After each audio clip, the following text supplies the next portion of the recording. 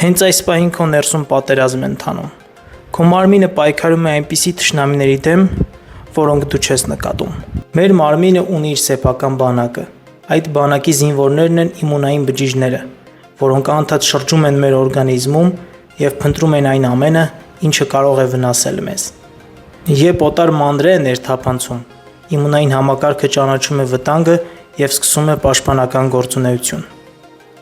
Որոշ բջիջներ ուղղակիորեն հարձակվում են ներխուժողի վրա, մյուսները փոխանցում են տեղեկություն, որպեսզի ամբողջ համակարգը պատրաստվի պայքարի։ Բայց ամենազարմանալի մասը սա է. իմունային համակարգը պարզապես չի հաղթում թշնամուն, այլ հիշում է նրան։ Եթե նույն վտանգը կրկին հայտնվի, մարմինն արդեն պատրաստ է ավելի արագ արձագանքել։ Այս հիշողությունն է պատճառներից մեկը, թե ինչու է մեր օրգանիզմը կարողանում պաշտպանվել որոշ հիվանդություններից։ Բայց այստեղ մի հետաքրքիր հարց է առաջանում։ Եթե մեր մարմինն ունի պաշտպանական համակարգ, որը տարբերում է ինչն է իրեն վնասում, ապա ինչն է պաշտպանում մեր ներաշխարհը։ Որովհետև մեր հոգեբանական աշխարհը նույնպես ամեն օր ենթարկվում է հարձակման։ Բացասական մտքեր, վախեր, մարդկանց կարծիքներ, անընդհատ համեմատություններ, անառողջ սովորություններ եւ ինչպես թույլ իմունիտետ ունեցող մարմինը հեշտ է հիվանդանում,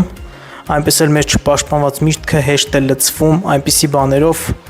որոնք մեզ կամաց քայքայում են։ Հետաքրքիր է, որ իմունային համակարգն ունի մի շատ կարևոր սկզբունք։ Նա ամեն ինչ չի թողնում իր մեջ։ Նա ֆիլտրում է, ինչը թողնի ներս, ինչը հեռացնի։